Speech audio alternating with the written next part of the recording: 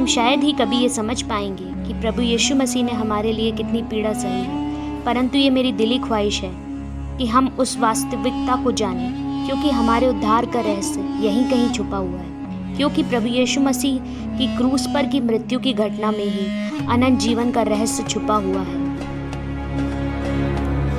तो आइए जानते हैं प्रभु यीशु मसीह ने क्रूस पर क्या क्या सहा। मसीह यीशु हमारे लिए कैसे मरा।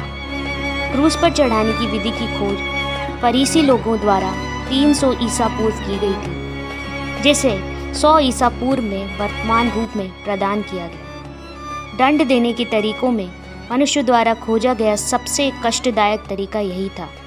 मुख्य रूप से सबसे घोर पुरुष अपराधियों को यह सजा दी जाती थी। प्रभु यीशु मसीह के क्रूस का वजन लगभग 74.5 किलो था।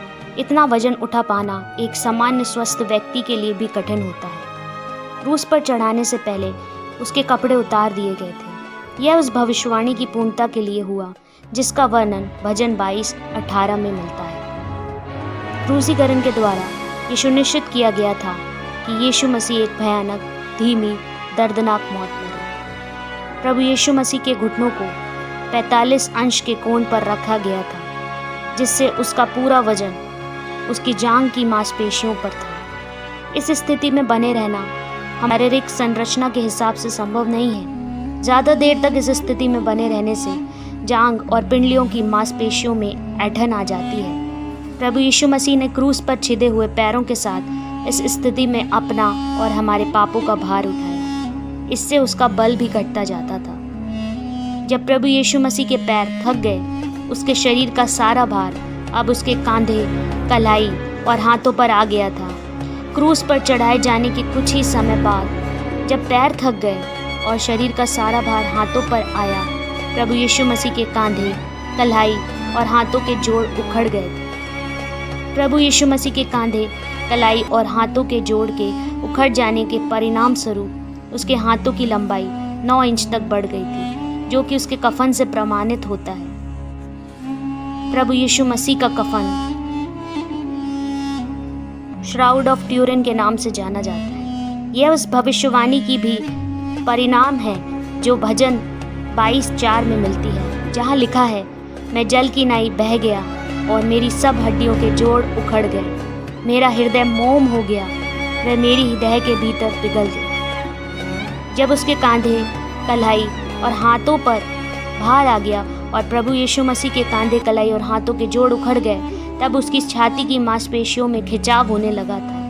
प्रभु यीशु मसीह की छाती की मांसपेशियों में खिंचाव होने के कारण उसका पंजर, पसलियों वाला भाग ऊपर तथा बाहर की तरफ निकल गया था।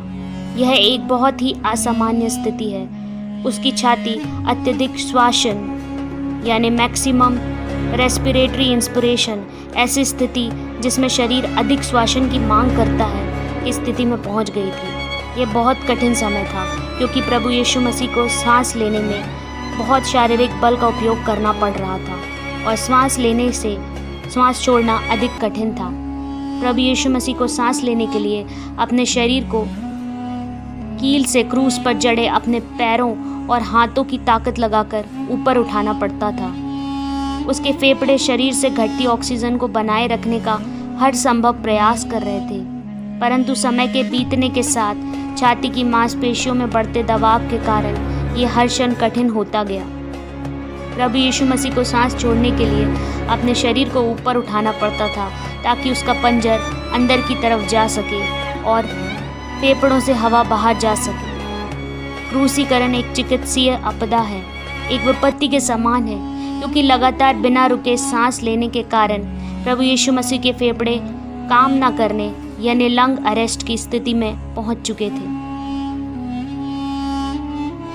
किसी रचनात्मक चलचित्र में दिखाए गए दृश्य के विपरीत क्रूस पर चढ़ाया हुआ व्यक्ति अत्यधिक सक्रिय रहता है। सांस लेने के लिए उसे बार बार ऊपर नीचे लगभग 12 इंच खसकते रहना पड़ता है, जिससे उसके उखड़े हुए कांधे, कलाई और हाथों के जोड़ों में बहुत दर्द होता था। इस श्वासन क्रिया से अत्यधिक पीड़ा होती थी, परंतु दम घुट जाने का निरंतर भय होने के कारण उसे सांस लेने के लिए विवश होना पड़ता था। क्रूस पर 6 घंटे बिताने के बाद प्रभु यीशु मसीह अत्यधिक थक चुके थे और ठीक से सांस ना ले पाने के कारण वे बहुत कष्ट में थे। उनके दोनों हाथों की मध्य तंत्रिका यानी मीडियन नर्व कलाई की नस में चोट के कारण बहुत लहू बहता था। प्रभु यीशु मसीह सर से पांव तक लथपथ पसीने से, जो उसके क्रूस पर निरंतर सक्रिय रहने से बहता था, और वह खून जो उसके सर पर से कांटों के ताज से अधमरा होने तक मारे गए कोड़ों के घाव तथा हाथ और पैर में ठोकी गई कीलों से बहता था, सना हुआ था।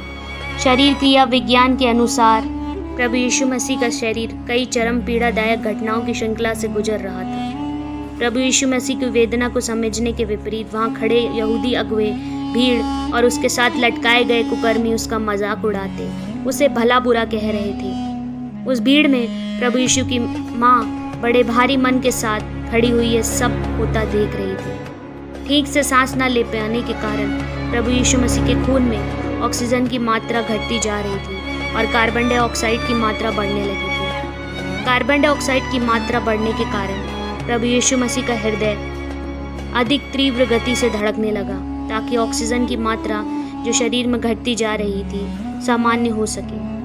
प्रभु यीशु मसीह की वही वेदनापूर्ण शारीरिक गतिविधि और अधिक बढ़ गई, परंतु ऑक्सीजन के लिए तड़प रहे उनके शरीर में किसी भी रीति से ऑक्सीजन की आवश्यक आपूर्ति नहीं हो पा रही थी। इस स्थिति में कार्बन डाइऑक्साइड की मात्रा बढ़ने के कारण और प्रभु यीशु मसीह का हृदय अधिक तीव्र गति से धड़कने से ट्रैकीकार्डिया की स्थिति में आ गया था। उसकी हृदय गति संभवतः प्रति मिनट 200 बार से अधिक थी, जो कि सामान्य से बहुत अधिक है। प्रभु यीशु मसीह ने पिछले 19 घंटों से कुछ भी नहीं पिया था। जिस रात से वह पकड़वाया गया था, तब से लेकर दोपहर 3 बजे तक उसने कहा, मैं प्यासा हूँ।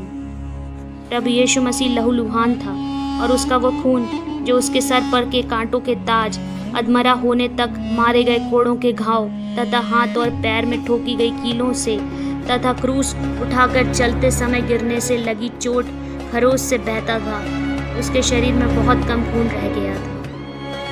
प्रभु यीशु मसीह के शरीर में तरल की कमी हो गई थी और उसका रक्तचाप, ब्लड प्रेशर गिरने लगा था। प्रभु यीशु मसीह का शरीर प्रथम श्रेणी का आघात झेल रहा था। हाइपोवोलेमिया, लो ब्लड वॉल्यूम, रक्त की कमी, tachycardia, excessively fast heart rate, अत्यधिक तीव्र धड़कन, टैकोपीनिया, एक्सेसिवली फास्ट रेस्पिरेटरी रेट, तीव्र श्वासन, हाइपरहेड्रोसिस, एक्सेसिव स्वेटिंग यानी अधिक पसीना बहना इसके प्रमुख कारण थे। दोपहर 12 से 1 के लगभग प्रभु यीशु मसीह की हृदय गति रुकने लगी, यानी कार्डियक अरेस्ट, हार्ट फेल। साथ ही उसके फेफड़ों में सूजन आ चुकी थी। इस कारण धीरे धीरे उसका दम घुट रहा था। इस दशा में प्रभु यीशु मसीह के शरीर में हीमियोपेरिकार्डियम की स्थिति बनी, जिसमें हृदय की बाहरी दीवार पर रक्त और प्लाज्मा जमा होकर हृदय क्रिया और गतिशीलता को प्रभावित करता है। इससे कार्डियक टेम्पोनेट धड़कन अनियमित हो जाती है। इससे उसके हृदय में संभवतः कार्डियक रैप्चर, हृदय की मांसपेशियों को फटना की स्थिति बन गई थी और संभवतः इसी से उनकी मृत्यु हुई होगी। मृत्यु को धीमी करने के लिए क्रूस पर एक लकड़ी की सीट भी लगाई जाती थी, जिस पर कूले के सहारे टिका जा सकता था, जिसका परिणाम स्वरूप मृत्यु होने में 9 दिन तक लग जाते थे। इसके विपरीत जब रोमी सैनिक चाहते थे कि क्रूस पर चढ़ाया गया व्यक्ति जल्दी मर जाए, तो उसके पैर तोड़ देते थे, जिससे कुछ ही क्षणों में दम घुटने के कारण उसकी मौत हो जाती थी। क्रूसीफेरेंजियम कहा जाता था, जिसका अर्थ क्रूस पर तोड़ी गई हड्डियों से होता था। दोपहर 3 बजे प्रभु यीशु मसीह ने कहा, पूरा हुआ, और सिर झुकाकर प्राण त्याग दिया। सो सिपाहियों ने आकर पहले की टांगें तोड़ी, तब दूसरे की भी, जो उसके साथ क्रूसों पर लटकाए गए थे। परंतु जब यीशु के पास आकर देखा कि वह मर चुका है, तो उसकी टांगें ना तोड़ी। ये बात उस भविष्यवाणी को पूरा करती है जो भजन 34 के 20 में मिलती है, जहाँ लिखा है, वह उसकी हड्डी हड्डी की रक्षा करता और उनमें से एक भी टूटने नहीं पाती। प्रभु यीशु मसीह ने क्रूस पर लटके हुए 6 घंटे तक मनुष्य द्वारा इजाद किए गए सबसे भीषण दंड को सहा। और रोचक बात यही थी कि यह भी स्पष्ट नहीं कि उसे मृत्यु का दंड क्यों दिया गया। जो दोष पत्र प्रभु यीशु मसीह के क्रूस पर लगाया गया था, उस पर लिखा था यीशु नासरी, यहूदियों का राजा। प्रभु यीशु मसीह ने क्रूस पर इस दुख को सहा ताकि आप और मेरे जैसे साधारण लोग स्वर्ग जा सके। बदले में वह सिर्फ इतना चाहता है कि हम अपने परमेश्वर से अपने सारे मन से और अपने सारे प्राण से और अपनी सारी बुद्धि से और अपनी सारी शक्ति से प्रेम रखें। क्या हम अपने प्रभु यीशु मसीह के लिए इतना भी नहीं कर सकते?